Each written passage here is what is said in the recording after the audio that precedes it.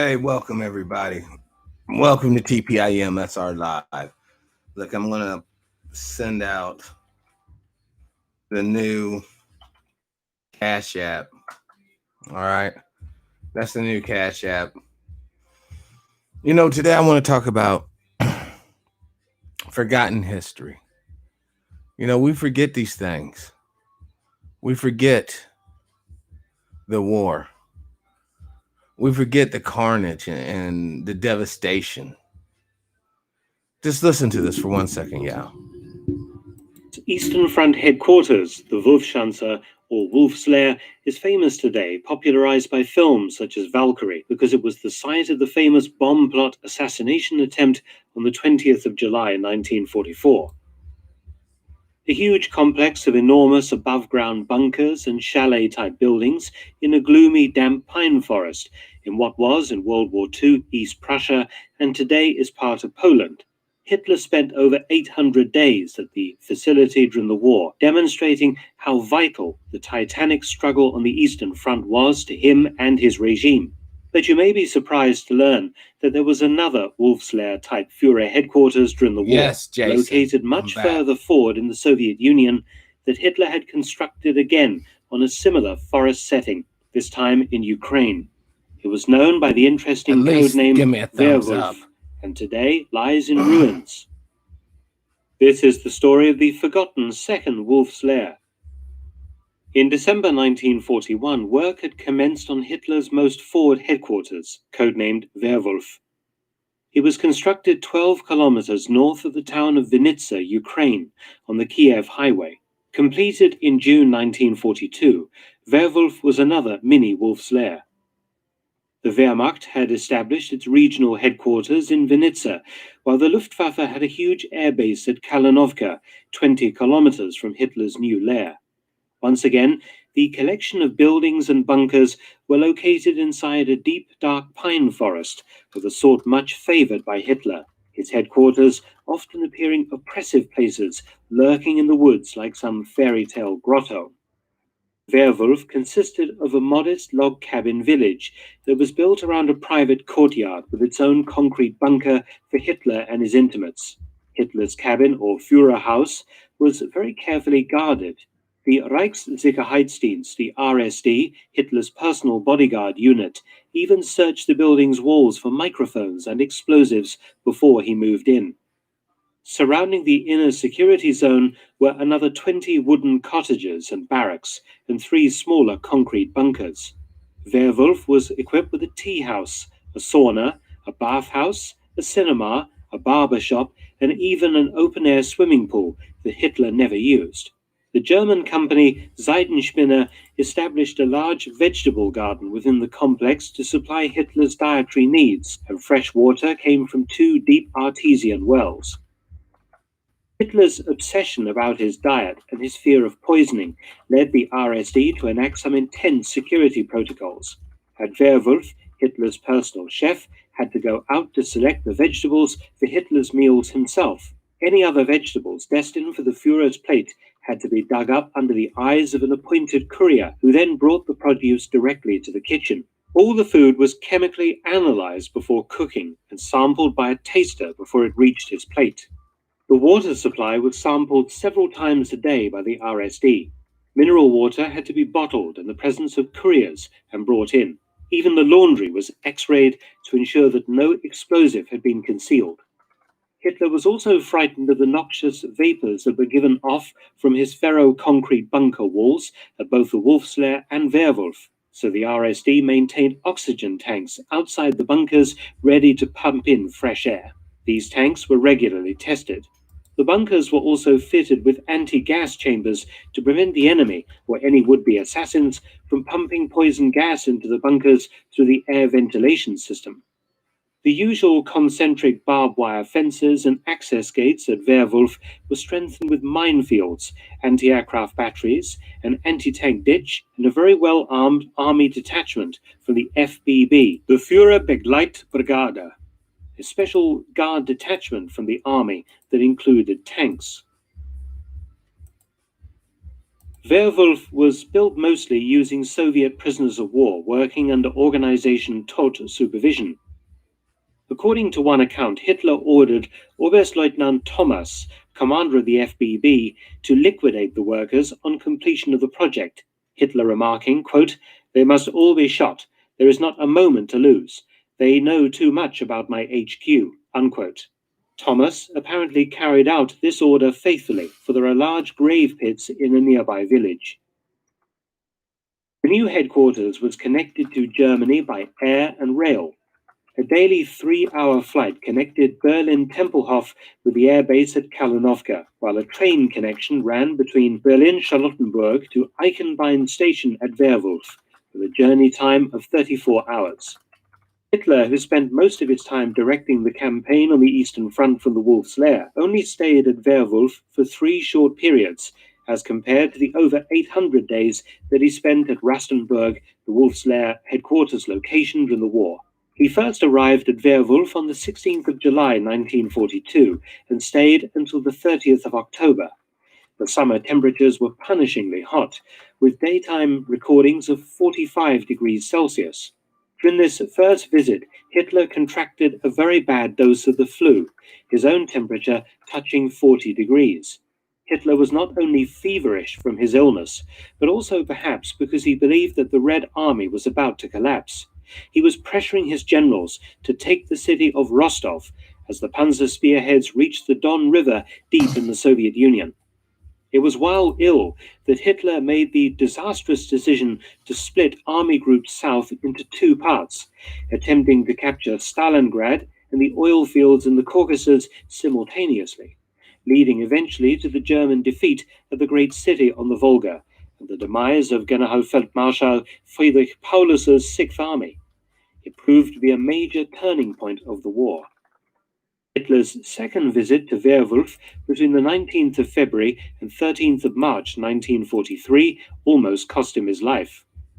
The plot that came very close to killing Hitler in 1943 was centered on the idea of destroying his Focke-Wulf 200 Condor aircraft while it was in flight over the Soviet Union. It appeared that of all the methods of killing Hitler, a catastrophic high-altitude explosion was the surest. It was not the first method that was discussed. Generalmajor Henning von Tresckow, one of the most serious plotters against Hitler, had come up with the plan as a result of several discussions he had had with the hardcore of anti-Hitler plotters. It was centered around Generalfeldmarschall Günther von Kluge and Army Group Center headquarters at Smolensk in the Ukraine. Von Kluge's officers had carefully worked out 3 options to kill Hitler. The first idea was that an officer armed with a pistol would simply shoot Hitler dead during lunch when he next visited Army Group Center headquarters. But the problem was that no officer could be found who was willing to do it. Rittmeister, or cavalry captain, Baron von Boeselager, the highly decorated 28-year-old deputy commander of cavalry regiments in Army Group Center, suggested that he kill Hitler using an entire unit of soldiers. Boeselager, a deeply religious man, had come to believe that Hitler was the Antichrist, and that it was his sacred duty to rid the world of this evil man and save Germany from further destruction.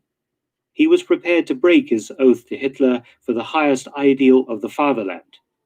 Boeselager formed a cavalry honor guard, consisting largely of fellow anti-Hitler officers. His plan was to intercept Hitler's fleet of cars as they drove from the airfield to the field headquarters near Smolensk. The cavalry would then overwhelm and destroy Hitler's FBB and RSD escort and kill the Führer. Field Marshal von Kluge stymied this plan, objecting to the idea of German soldiers fighting each other, even if the other side were SS. The British inadvertently made the third option possible. The Abwehr, German military intelligence, whose head, Wilhelm Canaris, was sympathetic to the resistance, had captured several British plastic sea time bombs from SOE agents who had been dropped by parachute into France. Sympathetic Abwehr officers passed some of this material on to the anti-Hitler movement. The bomb was ingenious, but also so simple as to be virtually foolproof. An acid fuse contained within a slim copper tube was inserted into a slab of plastic explosive. Using a pair of pliers, the assassin simply crushed the fuse, releasing the acid inside, which slowly ate away at a wire. When the wire snapped, it released a spring-driven hammer that struck a small percussion cap, setting off the explosive charge. The length of fuse determined the time delay before detonation, and for the attack on Hitler's aircraft, Tresckow selected a 30-minute fuse. All going well, Hitler's aircraft will be destroyed somewhere over Minsk. The loss of the Condor so close to the front could have been attributed to Soviet fighters. The plotters made their move on the 13th of March 1943, when Hitler departed Werwolf for the Wolf's Lair by air, with a planned stopover at Army Group Center's headquarters near Smolensk. Disguised as a parcel containing 2 bottles of cognac, Oberstleutnant Brandt, one of Hitler's aides, unknowingly took Tresckow's bomb aboard Hitler's Condor. He intended to hand the package to Generalmajor Helmut Stief on arrival in Germany. Stief, though sympathetic to the resistance, was not yet an active plotter, but he was Tresckow's friend, so sending him the cognac as payment for a lost bet looked perfectly normal. Ironically, Hitler disliked the 42-year-old Stief greatly. A small man, Hitler called him a poisonous little dwarf. The 13th of March 1943 should have been Hitler's last day alive. Brandt handed the parcel to the plane's steward, who placed it with the other luggage in the unheated cargo hold. This was in direct contravention of the accepted rules for loading Hitler's aircraft. As the 2 Condors taxied down the grass strip, one carrying Hitler and his inner circle, the other carrying Hitler's bodyguards and also other members of his staff, the planes lifted off into the clear blue sky, and Tresckow and his aide, Lieutenant von Schlabrendorf, exchanged a look before settling into a radio truck to listen for news of the Führer's demise. In 30 minutes, with Hitler dead, they would institute a takeover plan. General Friedrich Olbricht in Berlin would order the replacement army to seize the capital, as well as Vienna and Munich. The replacement army was a sprawling organization which provided reinforcements and replacements to the field army. Its garrison units would be used to overcome any SS resistance to the Army High Command seizing control, the Army's more junior officers being tricked by the plotters into using the replacement army forces to remove the Nazis from power. At the airfield outside Smolensk, the expected news that Hitler's plane had crashed did not arrive. Something had gone terribly awry. No word came for 2 agonizing hours, but the 2 men could not understand what had happened. The plan and the equipment appeared to be foolproof. Tresckow was suddenly informed by phone that the Führer's plane had landed safely at Rustenburg airfield near the Wolf's Lair. It was almost unbelievable. Schlabrendorf hurriedly took the next plane to Germany and retrieved the parcel before Brandt became aware of its true contents. When the bomb was examined, it was found that it had actually worked perfectly. The acid had released the spring hammer and struck the percussion cap, but because of the intense cold inside the unheated cargo hold, the percussion cap had failed to detonate and the bomb had not exploded. Hitler had been saved from certain death once again by the tiniest of flaws. If the parcel had been carried inside the heated passenger cabin, everyone aboard the plane would have perished. Hitler left Werwolf for the last time on the 15th of September 1943, and thereafter only minimal security was maintained at the facility. As the Red Army began to advance on the Reich, Hitler ordered that the complex be destroyed. The SS carefully demolished all of the buildings in March 1944, leaving just huge chunks of concrete littering the site. The only thing that survived intact was the open-air swimming pool. Stalin's secret police, the NKVD, carefully examined Werwolf after its capture, but no useful intelligence could be gleaned from the ruins. The underground parts of the facility were subsequently sealed up and forgotten. Today, a small museum interprets the site, and there is a memorial to the murdered Soviet workers who built Hitler's other Wolf's Lair. Special thanks to Film Hauer for archival footage. Please visit their channel noted below for more fascinating footage from this period. Please also visit my other YouTube channel, War Stories with Mark Felton, details below. And also, you can help to support both of my channels at PayPal and Patreon. Details again in the description box below.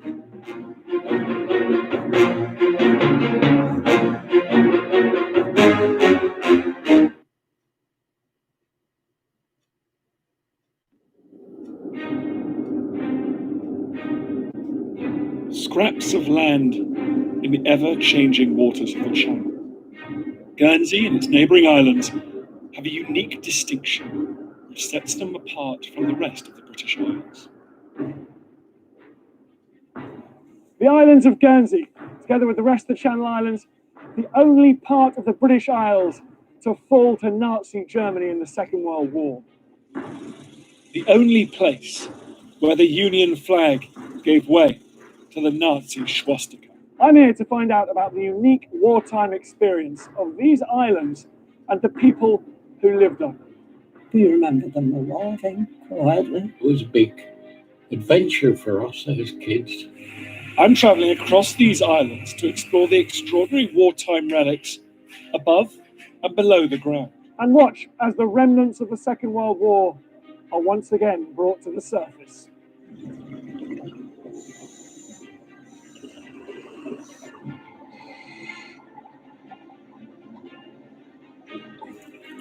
What a place.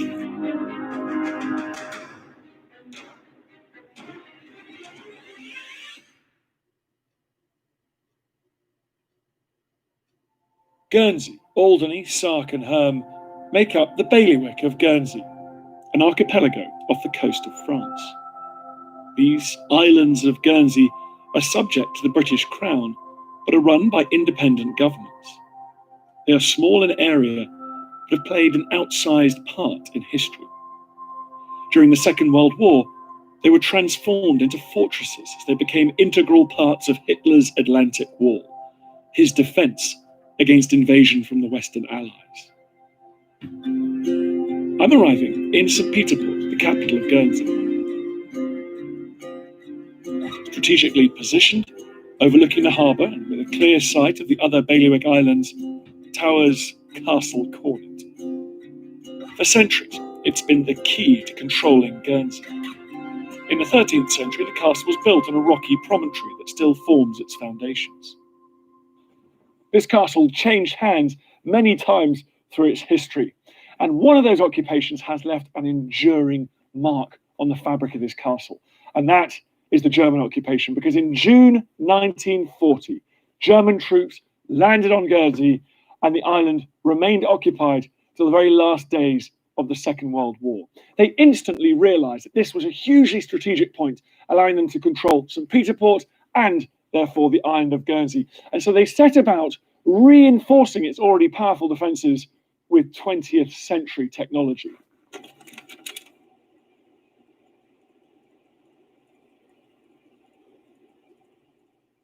Hitler was very proud of having taken British territory, so weapons, artillery and hardware poured into these islands on an unimaginable scale. When the Germans left, all of that stayed behind, and much of it still exists. This is an artillery platform built on the orders of Henry VIII. Now, when the Germans arrived here, they quickly realized that this castle was built with the wisdom of the ages. So rather than replicate it or replace it, they decided to reinforce it, which is why, uniquely in the British Isles, this is the only place you can see Henry VIII's defences enhanced by Hitler. I'm meeting Sean from Festung Guernsey, a local collective of enthusiasts dedicated to making the vast number of German structures on the island available to the public. The group take their name from the publication Festung Guernsey, a German blueprint for turning the entire island of Guernsey into a fortress. This is great. Was this a machine gun position, or what was? This was a mortar position. A mortar. When you came to work at the castle, no one knew this was here. They knew it was here, but it'd been filled in with bricks sometime in the 80s. So to all intents and purposes, this had been lost. Yeah, and I grew up in playing in this. So one of the first things I asked if could I open it, and my boss said yes. We estimate in excess of 80 tons of brick rubble. It must have been very exciting for you to sort of reveal the extent of this little network of World War II fortifications. It's always exciting to come back into somewhere, because obviously after 30 odd years, I'd forgotten exactly what it was. And being able to, with my knowledge from now as to when I was a child, being able to understand what it is, it was very fascinating. In the years ahead, do you think Festa and Guernsey, your group, and other enthusiasts and historians are going to find yet more German wartime archaeology here? There's lots that we don't know. Although we know where the main structures are from the book Festa and Guernsey, we're discovering new things every time we start looking. When we reopened this bunker, we found small bits, German coins or decontamination bottles, maybe a bayonet occasionally or something like that, ammunition. So there's going to be plenty more digging for you in the years to come. I think digging is a passion of Feston's if there's concrete involved, so we won't stop. Sean remembers well what it was like as a child to be playing in the German fortifications and speaks about it with a certain sense of excitement. When he was a child, the occupation had ended and the bunkers were abandoned. Some people on the islands, however, remember the occupation itself when there was a very different atmosphere. Molly, Roy and Diana all stayed on the island with their families as the German troops arrived, and they think back on that time with mixed emotions. I was almost 9 when the Germans came, 14 when it finished the liberation. My sister and I, we were too old and we would have had to go with the school children and teachers. And my mother didn't want to separate us because we were at different schools at the time. So 3 times we walked down to the harbour, being crushed, panicky, people crying. It was awful. And then we came back with our little bags, and my father said, right, I'm going to have to stay, look after my grandfather. So we stayed. We remember them arriving quietly. It was only my mother that showed a lot of worry when the Germans arrived. She was so frightened. During the time, my mother and father felt that we should have gone away, would have been better.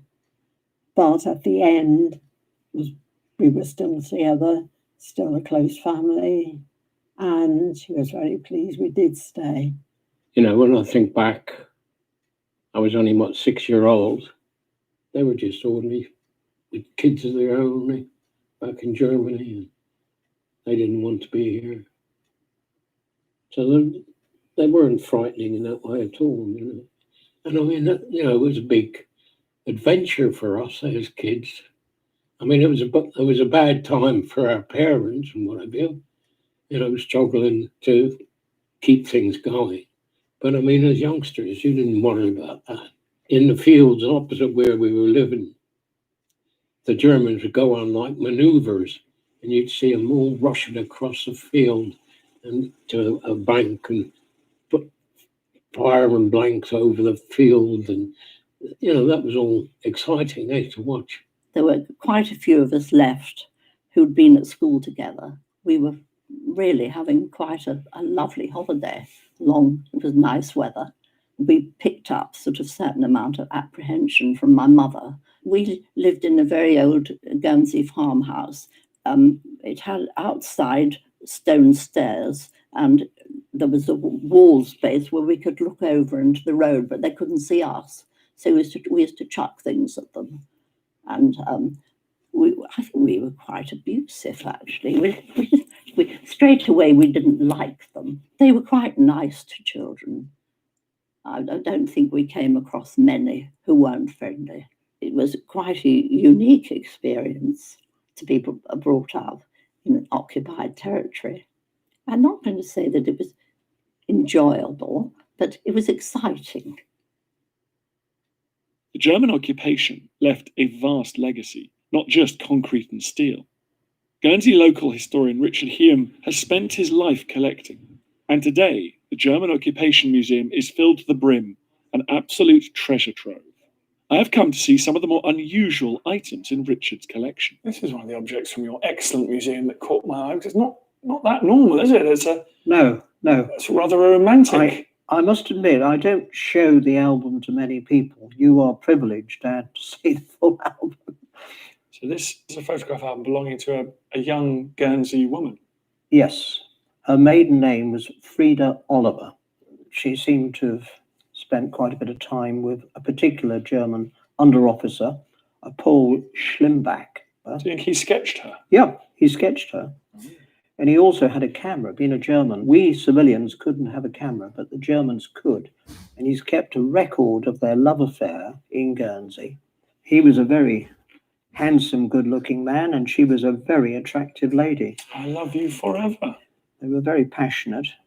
Oh, it's rather beautiful, darling. I love you more than ever. Do you think this was acceptable to the people of Guernsey, that she was dating? There were so many Germans and so few local girls. They offered gifts and nylons and chocolates and flowers. And sparkling conversation. Yes. And you must remember, in 1940-41, the world was really at Germany's feet. We thought it was a German domination forever. It's easy in those years, this dates from 1942, for a local girl to fall in love. I mean, if you didn't know there was a war on, you'd think this is very romantic. This is romantic. And it was a love affair which lasted. They married. So these two ended up getting married? Yes, they got married. They got married in England as prisoners of war when he was a prisoner of war, went to Germany, then came back, resettled here, worked here and married here. So he became a Guernsey man? Yes, yes. I mean, this is 1943. He could have been on the Russian front fighting in one of the most appalling conflicts the world's ever seen. Instead, look, they're having a lovely time. And well, it looks like they're having a very nice time in Guernsey. Do you think the German garrison were thrilled to be here? I think they were very lucky. Some of the garrison were shipped off from here in 43 to the Russian front. And that was a fear they had. While they were here, they were okay. But to be sent to the Russian front was almost a death penalty. When we think about the Second World War, we think of this image of German troops as barbaric, involved in the Holocaust, extraordinary mass murder, particularly on the Eastern Front. What was the reality of the German occupation here in Guernsey? In Guernsey, it was quite different. They felt they'd come on holiday. They really were happy here. They were able to relax. They could go on the beach. They could even go home on leave, right back to Germany until June 44. And of course, they had the privilege of meeting Guernsey people, Guernsey girls. They were just human beings. And some of them ended up coming back here after the war and settling with their that's right. girlfriends. Yes. Now, I must ask you, this caught my eye. What on earth are these? I have never seen this in all of my travels. Well, what do you think it is, Dan? No idea. Right. These cones go up the nostrils of a horse. A horse? Yes. It's a horse's gas mask. What? This is a horse's gas mask? And those are the goggles which go with it. That is something else. Now, would the horse tolerate putting those cones up his nose? No, there was one or two instances of the horses bolting, but they did have to try it. The Germans had a fear of gas in the Second World War, and they thought, well, they need to protect not only their men with gas masks, they needed to protect their animals. So this was provided. Each horse had its own gas mask. Well, I've never seen one of those before. You have got an extraordinary museum here. Thank you very much for showing me around. That's a great pleasure, Dan. The museum shows the wealth of unique objects the Germans left behind. It's a fascinating picture of what life in the Third Reich was like. But not everything is neatly preserved in a museum. I'm on my way into the Rouge tunnels. These tunnels were used to store abandoned German military vehicles. They were raided for scrap in the years after the war, but they've been sealed off ever since. I can't wait to see what might be in there.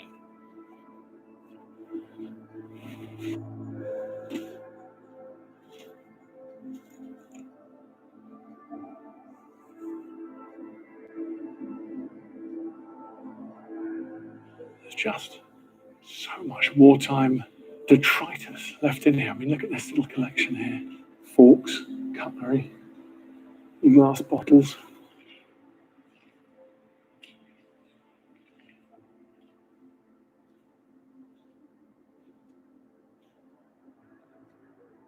It's the base of a German radar in the Second World War, radar was one of the most rapidly evolving and top secret fields of scientific research that now is just a rotting piece of junk.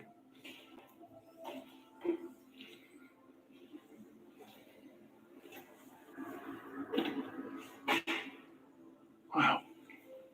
Whole tunnel packed with what look like, well, wheeled vehicles. Looks like these all seem to be the same kind of type. I think all look like soup kitchens, mobile field kitchens, just backed up in here. There must be 20 at least. I don't think I've ever seen so many big pieces of German war material left over in one place ever before.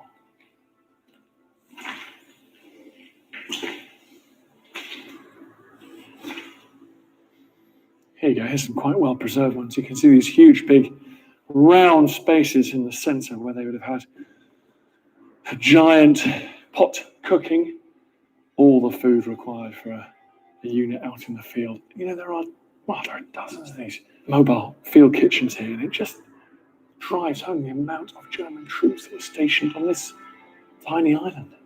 The scale of the Second World War. This is just one scrap of territory on the very far-flung edge of Hitler's empire.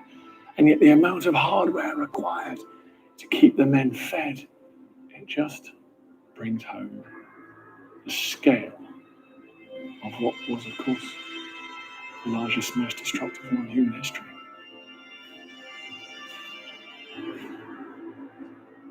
The presence of history on Guernsey is almost overwhelming. People here have a strong attachment to the island's past and a dedication for preserving that heritage and making it accessible to everyone, locals and visitors alike. While the tunnels are still far off from being open to the public, an incredible amount of work has gone into the next place I'm visiting. More than 1,000 tons of earth and spoil had to be shifted to restore it. I don't think I've ever been anywhere that gives a better impression of the gigantic scale of building that occurred in Hitler's Third Reich. Just the amount of concrete and steel you see in this structure makes you think that he didn't just do it on this island, but in fact he turned giant stretches of the European coastline and huge parts of the continent itself into massive fortifications and defensive structures. And in so many other parts of Europe, these have been buried or filled in or dismantled. But here in Guernsey, thanks to organisations like Festung Guernsey, they remain. And it's not just the scale of the materials that were used, but it was the millions of people that were caught up with the building and the servicing of these structures. The crew of this particular place alone was about 15 young men, all to perform one very important task. All the men were stationed here to ensure the smooth operation of that enormous gun. This was French. It had been captured after the Germans defeated the French in 1940. It was First World War era, capable of firing around about 6 inches wide, 22 kilometers out to sea. There were 4 of them in this one German battery alone. This was the weapon with which Hitler was confident he could take on the giant Allied landing force when it appeared on the horizon. Today, the gun here at Battery Dolman is the last of its kind in Europe. As you walk around these giant gun emplacements, you can't help thinking how futile the whole thing was. They were never used in the way their architects intended. An Allied amphibious fleet never did try and seize back the Channel Islands from determined German defenders. But that's not to say the Allies never landed here, because they did. The British were determined to learn what was happening on their occupied islands. They sent over commando raids to gather intelligence on the islands, their people, and their ever-growing defences. There were 6 commando raids on Guernsey and Sark during the Second World War, but the most mysterious of them occurred here at Petitbot Bay on the 1st of February 1944. It appears that 2 commandos landed here. They made their way up these cliffs and went a couple of 100 meters inland.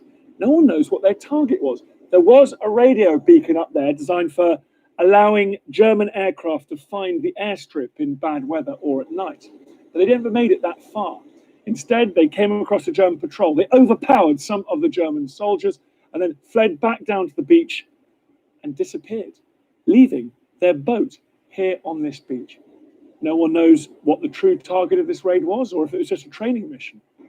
This mysterious raid might be lost to history. There's no mention of it in the official accounts, were it not for local historians piecing together diary extracts from people living here at the time. And I love the story because it shows that despite all the work that's been done on the Second World War here, there are still so many mysteries that remain.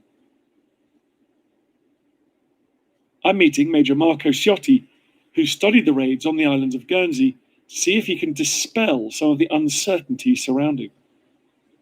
Marco, you're a serviceman, and you've made a study of some of the raids that took place here in Guernsey and Sark. Were the British landing more on the Channel Islands because of their fellow British subjects here, or were they doing this all along the French coast as well?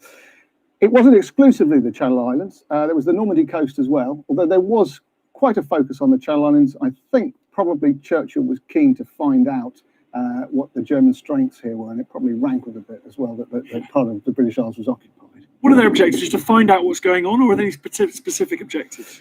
It was to find out, as far as they could, what was going on, and if possible, to take prisoners, to take back for interrogation. They were interrogated by a special unit in London. Tell us about the one you think is most remarkable.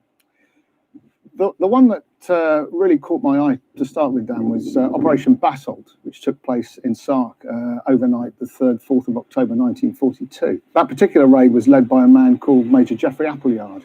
It was the second attempt to land on the island. They were trying to take prisoners of war. Very modest aims, really, just intelligence gathering, fact finding. But it went on to influence Special Forces operations throughout the rest of the Second World War. Following the trail of Geoffrey Appleyard leads me to another of the islands of Guernsey. Only a short boat ride away, and at just 2 square miles, the island of Sark feels like it's a world away. With cars prohibited, the island's unspoilt landscape makes me feel like I've stepped back in time. And climbing up the Hog's Back in broad daylight, I can only imagine what it must have been like to covertly read. All right, yeah. Apparently I have company coming over. I know I haven't been on this stream like I should be, guys. Boy, if you guys all knew the half of it. Brother Moon, Brother Owl, Sims. If you guys only really knew the half of it. So as always, live your life of integrity without hate, envy, or greed. And please, please, please, brothers and sisters, let's try to be kinder to each other. Peace and power, unity and victory, dignity and respect, liberation. I love you all.